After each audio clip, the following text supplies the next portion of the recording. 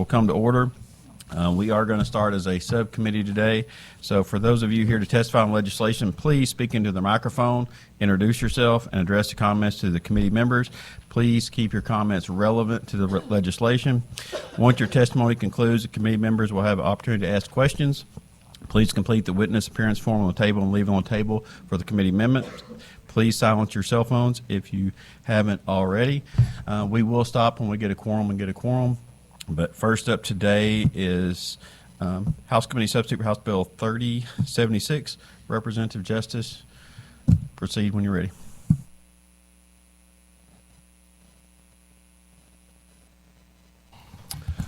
Thank you, Mr. Chairman, committee members, for hearing this bill this morning. For me, House Committee Substitute for House Bill 3076 is really just some cleanup language to clarify the Missouri Clean Water Law by explicitly exempting agriculture non-point sources from state water permitting requirements, aligning state law with federal regulations. This was supported by the agriculture groups. It aims to provide regulatory certainty for farming practices and eligibility for cost share programs. So I know you've heard this bill before. I believe that companion bill of Senator Gregory's, and with that I would take any questions. Any questions for the representative? Seeing none, anybody here to testify in favor of House Bill 3076, please come forward.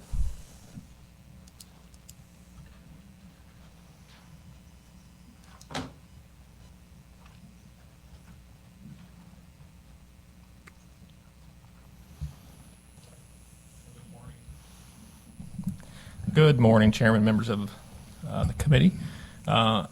As Representative Justus mentioned, this bill has been heard now in both chambers. The language in 376 mirrors the bill that the Senate bill that was voted out of this committee a few weeks ago. I think I'll just be brief here. Missouri Corn Growers, by the way, this is my name is Derek Steen. I represent Missouri Corn Growers Association. I probably should have started there.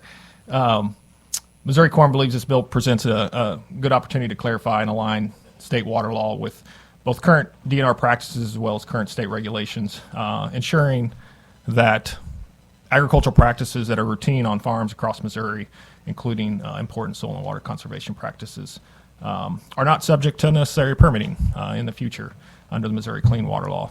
That's really what this is about, just simply clarifying and aligning state law with current practices at DNR and within their regulation. Some of the probably the main concern or question that we've gotten just privately with regard to the bill is how it might impact CAFOs, and I'll just sort of touch on that briefly in case it comes up.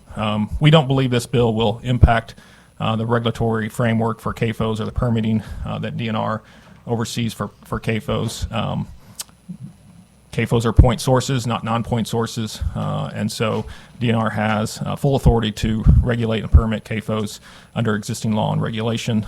Even AFOs, those that fall below the threshold to be permitted, DNR has regulatory authority to designate those facilities as CAFOs if necessary for compliance reasons. So the bill really will have no impact, we believe, on CAFOs, and I believe DNR testified to that fact in front of this committee a few weeks ago as well. So with that, I'll stand down and answer any questions. Any questions for this witness? Seeing none, thank you for your testimony. Thank you. Next up in favor, please come forward.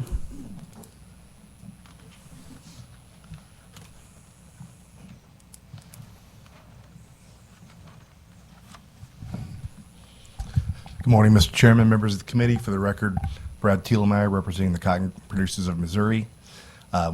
I'll try to keep my testimony below 35 minutes. No. 34. Okay. I just want to go on record in support of the legislation. Any questions for this witness? Seeing none, thank you for your testimony. Next up in favor of House Bill 3076, please come forward.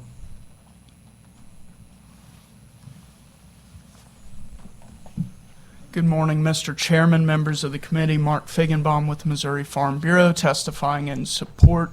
This bill provides regulatory clarity to our producers and ensures that they're eligible for cost-shared programs, and so for those reasons we're supportive. I'd be happy to take any questions. Any questions for this witness? Seeing none, thank you for testimony. Next up in favor of House Bill 3076, please come forward.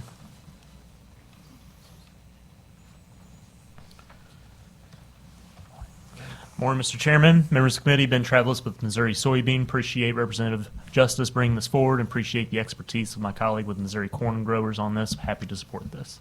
Any questions for this witness? Seeing none, thank you for testimony. Next up, in favor of House Bill 3076, please come forward. Seeing none, anybody here in opposition of House Bill 3076, please come forward. Seeing none, anybody here for informational purposes only? Seeing none, Representative, do you have any final comments? Yes, I would like to say that this did pass out of the House 102 to 41 with 3 present, and that, to my knowledge, DNR has never written a permit for non-point source solution or non-point pollution in agriculture. So that's why I think this was cleanup language. So thank you. All right, this will conclude the hearing on House Committee Substitute for House Bill 3076. Next up is House Bill 2436, sponsored by Representative Van Schleck. The floor is yours, sir.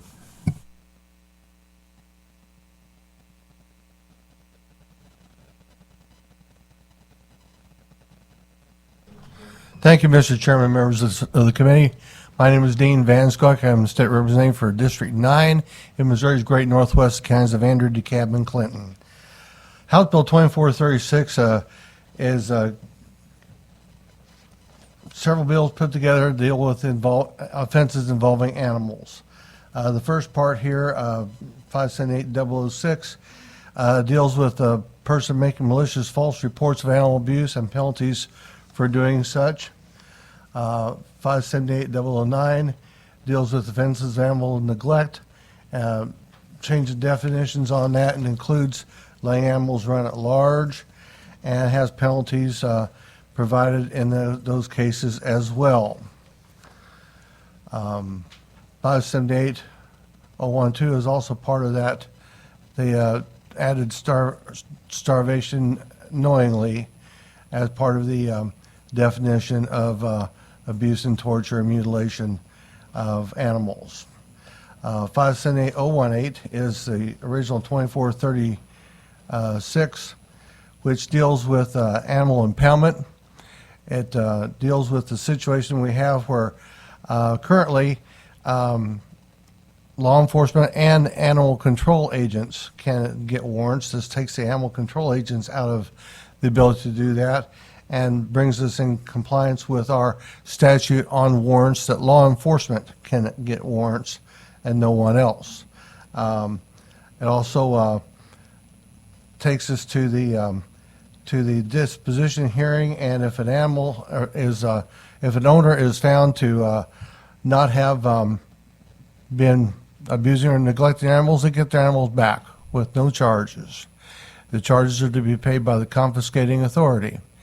If no charges of animal abuse or neglect are filed, no criminal charges filed, they get their animal back. The charges are dropped, they get their animal back. If they're found not guilty, they get their animal back without charges.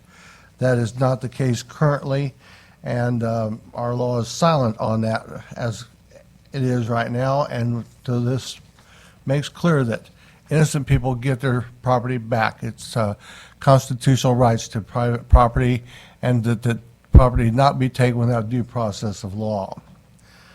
578022, we added 578099 to this. This is exemptions for service animals, basically law enforcement animals, that exempts them from the laws dealing with animals being vicious and attacking people. And then 273-100 deals with town marshals and impounding animals. Apparently, one town in southwest Missouri has a town marshal that do not have an impoundment place, and so we're taking that part of the statute out of the statutes. I think it's, as far as I know, it's the only one that has this situation, and the town marshal is not capable of impounding animals. So we want to remove that from our statutes. I'll be happy to answer any questions you may have. Thank you, Representative, for being here. I do have a question. Yes, sir. If animals are confiscated or picked up and then there's no abuse, who pays for the boarding and fees and all that? Currently, the animal owner does. So if they're not found guilty, the animal owner will still have to pay for the fees? Yes. currently. currently? Now, under my bill, they would not have to pay for that. Who would pay The that? confiscating authority would. And who would that be? That would be the county or the sheriff's department, whoever impounds those animals. Okay. So does everyone have that capacity, or what would they do? Would they go rent a landowner farm to move the animals? Is that the way that would work, or how It would provides that that the court can tell who those animals to be held by. They can even, if they can be appoint a third party to take care of the animals. It could be a veterinarian. It could be a neighbor. It could be the party that had the animals impounded. They might be the best situation just to leave the animal there. Oh, okay, okay. That's That a could be an possibility option, too. It's up to the court to decide that. Okay, thank you. Any other questions for the representative? Thank you. Thank you. Anyone to testify in favor of? Please come forwards.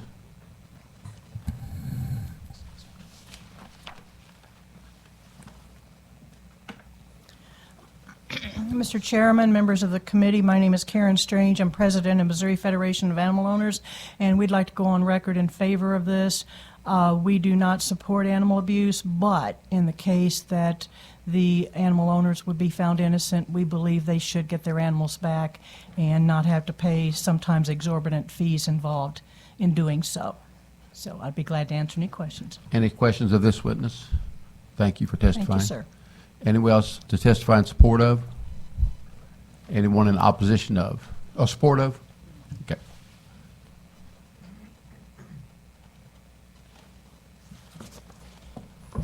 Morning, Mr. Chair, members of the committee. Mark Figgenbaum with Missouri Farm Bureau testifying in support. We appreciate the representatives' efforts to increase deterrence of false reports towards animal owners, as well as alleviating costs for those who've been wrongly accused. And with that, I'd be happy to take any questions. Any questions of this witness? Thank you for your testimony. Anyone else to testify in support of? Anyone in opposition to? Proceed when you're ready.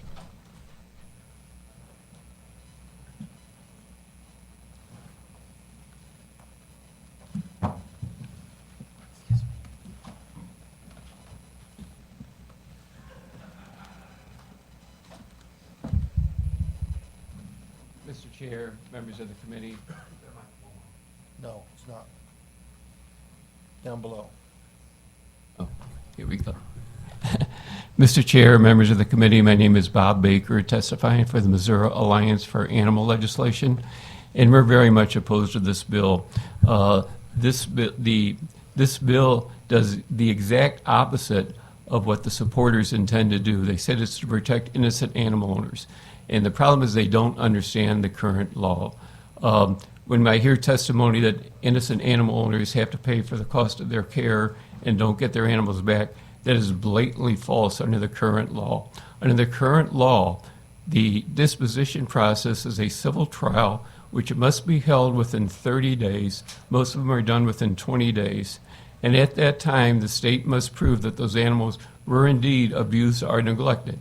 If the state fails to do that, and I want to point out this is a regular trial where the animal owner can come in, bring witnesses, bring veterinarians to testify that those animals have not been abused or neglected, and the court agrees that they were not and that they should never have been taken away, the animal owner gets their animals back immediately, and there is absolutely no cost of care to the animal owner. I think what's confusing them is in current law, it does say you have to post a bond to prevent disposition of the animals. However, there is no disposition of the animals until the actual court trial. So you do not have to post a bond to go to court and get your animals back. The only time you would have to post a bond is if you want to appeal the court's decision and go to a higher court, and that's the only time you have to post a bond. So this is the best possible process for innocent animal owners. In fact, I want to emphasize the sponsor of this bill that enacted 578-018 was a cattleman with a cow-calf operation, and he did it specifically to protect innocent animal owners, because prior to that, it had to go to a criminal trial, and you had to wait for a year or two to get your animals back, and then even then, it might be difficult to get them back. And what they don't understand is if they pass this bill as is, I think they're under the assumption that the only way law enforcement can seize animals is under 578-01A. That didn't become law until 1993, and animals were seized many, many times prior to that. And they were seized under a different law, 542-271, which allows law enforcement to seize property that is evidence to a crime. So the animals were seized as property of the crime. Now, what happens when that occurs? It then has to wait for a criminal trial. And as busy as judges and prosecutors and law enforcement are, no one is going to use 578-018 to seize animals anymore because it requires 2 trials. In other words, even if the state wins at the civil disposition trial, according to the way this law is written, now it has to go to a criminal trial. So if you're a law enforcement or prosecutor or why would you want to go through 2 trials when you can't, the first trial is meaningless for you? So what they'll do is they'll seize animals as evidence of a crime, and it will go to a criminal trial a year or so later. And here's the bad part about this. Even if they win, and I want to emphasize this, even if they win at the criminal trial, they still don't get their animals automatically back until they pay a lien, because we do have a lien law in the state of Missouri that allow animals to be a lien placed on animals when being held in custody. And many times, animal owners can't, even after they win, they can't afford to pay off the lien to pay for the cost of care, waiting for that trial for a year or more. And I don't think they realize that law enforcement is not going to go through this crazy process of 2 trials when all they have to do is go through 1. And the worst part right now is, under the current law, they get their animals back quickly in an expeditious trial under the civil disposition process, and they don't have to pay for cost of care. If this bill passes, they are going to have to pay for the cost of care, and they're going to have to wait a year or so. And you know what? It's bad enough if this is a companion animal, you're losing your pet for a year before you can argue that it wasn't abused or neglected. And but it's even worse for working animals, people who own working animals or agriculture animals. They're going to be deprived of the use of those animals for up to a year or more. And they're depending on these animals to make their living off of, and they'll be taken away from them. And then at the end, when they do win at the criminal trial, they have to pay for the cost of care to get those animals back. And if it's a herd of horses or an agriculture production facility where there's a lot of animals involved, they can't afford to do it. And in the past, they often surrender their animals rather than pay for the cost of care. So I just want to emphasize the supporters of this bill don't understand the current process, and this bill is devastating to innocent animal owners. In fact, I want to emphasize that the very first sponsor of this bill, this is the 16th year in a row that this bill has been heard. 16 years. And the first sponsor of the bill, believe it or not, was Congressman Jason Smith. He was in the House at the time, and he introduced it. After the hearing was over, he came over and apologized to me. He said, I had no idea that this was a bad bill, and he didn't go forward. And the vast majority of prior sponsors of this legislation did not go forward after the hearing on the bill. In fact, the last sponsor that had this bill in the Senate did not go forward after the hearing, and the previous sponsor in the House did not go forward with the hearing. They all recognized that they didn't understand the process. They reacted to what some people were telling them, and it wasn't true. So I really would urge you to, before voting on this bill, is to really consider what this bill actually does and doesn't do. And again, I want to emphasize the sponsor of this current law was a cattleman who did it specifically to protect innocent animal owners. And this bill strips all those protections away from the innocent animal owners. And the other thing I want to point is every year for 16 years, the proponents of the bill come forward with stories about people losing their animals unfairly because of the disposition trial. And yet not one of those stories in the last 16 years had any truth to it. Some were completely fabricated and others distorted. And so my question is, if the current law is so unfair, why in 16 years since it's been in effect, they have not been able to show one example, not one, where an innocent animal owners lost their animals unfairly under this law? In fact, the Missouri Department of Agriculture and the Attorney General's office, so this isn't Bob Baker saying this, the Missouri Department of Agriculture and our our State Attorney General's office said they know of no cases that they were ever involved in where any innocent animal owners lost their animals unfairly. They said every case that they're familiar with, it was always done properly and fairly. So why is there this rush to do this? And I do also want to point out the failure to understand the process. When we hear the sponsor say that it doesn't provide due process, his argument is, and he explained this fully on the House floor, that you only have to prove with a preponderance of the evidence that those animals were abused and neglected. And he believes that's a violation of due process. I just want to point out that every civil trial that's held in this country under our constitutional laws only requires a preponderance of the evidence. So if you're going to undo this because the ruling is, you don't like the law of evidence or the rule of evidence, then you're going to have to undo every civil trial in the state of Missouri. I mean, it's ridiculous. The court, if held, and this is the other question, we keep saying constitutionality. The appeals court of Missouri has ruled it was constitutional, and the Missouri Supreme Court, in a unanimous ruling, has ruled that this current law is constitutional. So I really urge you, if you really are doing this to protect innocent animal owners, you leave the current law on place. Thank you so much.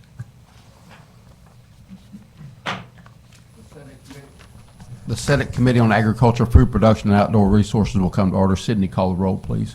We have Senators Bean, Berger, here. Bernstetter, Crawford, Gregory, McCreary, Washington. We have a quorum. Any questions of this witness? Seeing none, next person to testify in opposition to? We have several things to do. If you could keep your comments shortened, please, and not redundant would help tremendously as we try to get through this before we have to go into session. Proceed when you're ready. Cody Atkinson, here representing as the State Director of Humane World for Animals, in opposition to House Bill 2436. So kind of glossed over on that was the role of animal control officers. Animal control officers are well-trained individuals on recognizing and investigating animal abuse and neglect. This bill would water down their ability to be a part of the trial in which animal abuse and neglect is being prosecuted. To give an example, which is absent from those in support of the bill, an animal control officer in a case in Kansas City was supporting law enforcement in a protection order violation. There was knowledge that an animal should have been in that home. Police officers did not follow that line of questioning and follow up. The animal control officers did. What they found is horrendous. A 15-year-old dachshund was stabbed and subsequently barbecue grilled as part of punishment to the family by the individual who was violating that protection order. I actually have a case number for that. The disposition process, to kind of follow up, it is fast, it is fair, no money is exchanging hands until after the ruling. There is no default forfeiture within that case, so a hearing has to happen no matter what. And another example, again, missing from the supporting side, a case in Kansas City in which an animal was removed from a home. There were several dogs who mauled and killed an individual, and then one dog, which was not a part of that mauling, remained within that home. The disposition process was used to remove that animal, and a full hearing was held. The individual did not show up. Again, there was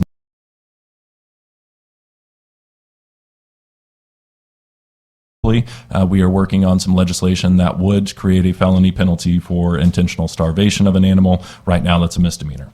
On first offense, bestiality is a misdemeanor here in the state of Missouri. Animal cases are expensive to prosecute. They take a lot of time, a lot of money, again, and they are incredibly complex, especially when you have several animals. We recently released a list of what we call our horrible 100, and just a couple quick examples, not even just scattershot here. Breeder admitted a bleeding dachshund had been injured the previous day, but she was left alone in the cage and not taken to a veterinarian until after inspectors noticed her. She was later euthanized. There's another case in which a breeder not legally put down an animal because they had diarrhea. There was no veterinary consultation.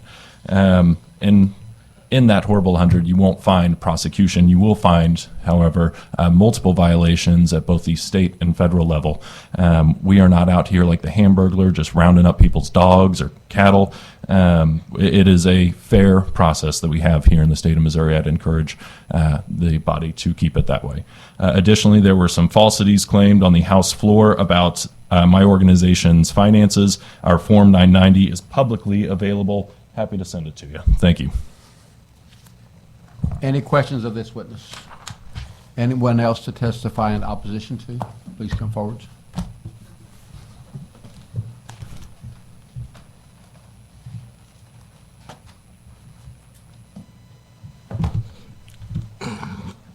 Richard McIntosh. I'm here on behalf of the Animal Legal Defense Fund.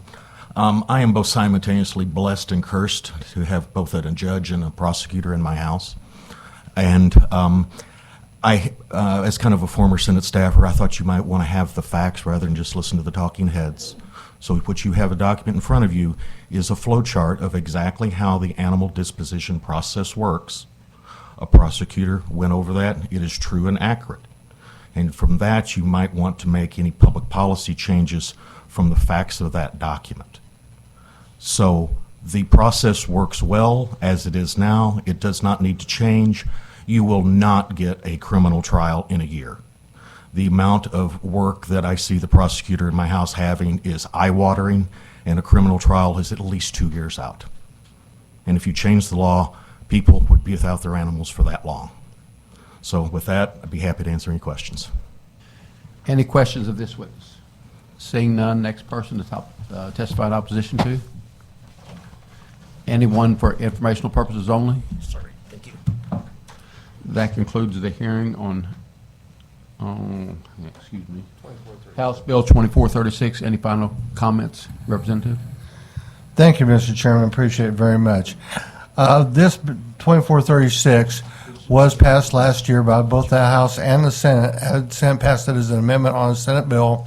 The House amended the bill and sent it back to you and didn't get any further than that. But both chambers did pass this last year. You can easily see who's on which side of the issue here, so I'll leave it at that. Thank you, Mr. Chairman. Appreciate the time. Thank you. At this time, we're going to stand at ease until the chairman returns.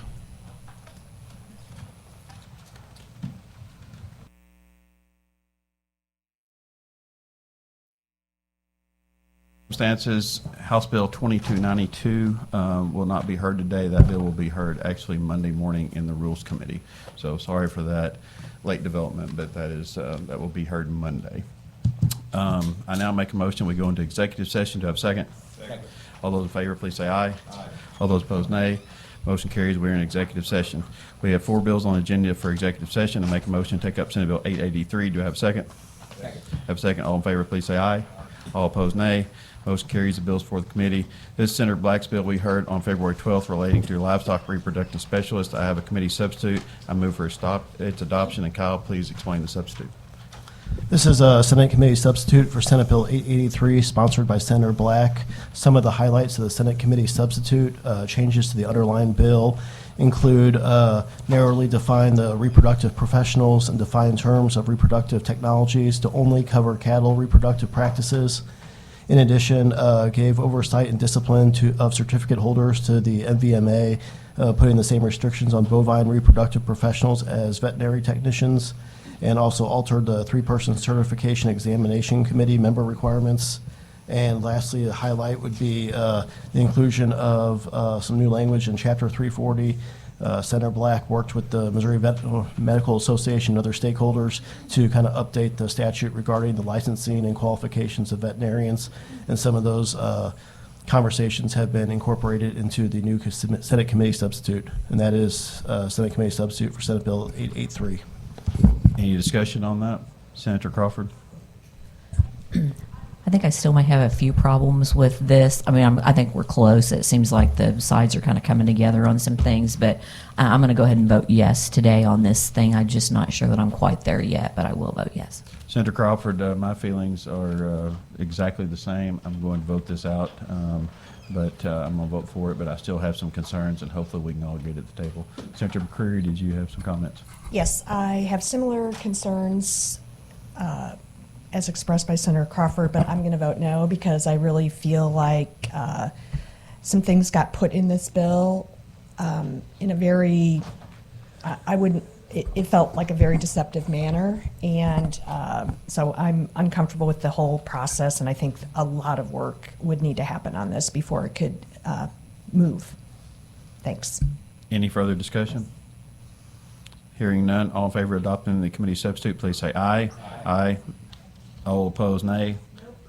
Motion carries, substitute is adopted. I now make a motion to vote Senate Committee Substitute for Senate Bill 883 out of committee due pass. Do I have a second? Second. Have a second. Any discussion? Hearing none, Kyle, please call the roll. Senators Bean. Aye. Berger. Aye. Bergsketter. Crawford. Aye. Gregory. Aye. McCreary. No. Washington. By your vote of 4-1, Senate Committee Substitute for Senate Bill 883 is voted out of committee due pass. I now make a motion to take up House Committee Substitute for House Bill 2297. Do I have a second? Second. Have a second. All in favor say aye. All those opposed, nay. Motion carries. Bills for committee. This is Representative Haden's bill relating to fences and enclosures we heard on Tuesday. The companion bill is Senator Gregory's legislation. I now make a motion to vote House Committee Substitute for House Bill 2297 out of committee due pass. Have a second? Second. Have a second. Any discussion on that bill? Hearing none. Kyle, please call the roll. Senators Bean. Aye. Berger. Aye. Bergsketter. Crawford. Aye. Gregory. Aye. McCreary. Aye. Washington. By your vote of 5-0, House Committee Substitute for House Bill 2297 is voted out of committee due pass. I now make a motion to take up House Bill 2422. Do I have a second? Second. Have a second. All those in favor, please say aye. Aye. Those opposed, nay. Motion carried. The bill is fourth committee. This is Representative Haley's bill relating to land surveying we heard on Tuesday, and the companion bill to Senator Bernskitter's legislation. I now make a motion to vote House Bill 2422 out of committee due pass. Do I have a second? Second. Have a second. Any discussion? Hearing none. Kyle, please call the roll. Senators Bean. Aye. Berger. Aye. Bergsketter. Crawford. Aye. Gregory. Aye. McCreary. Washington.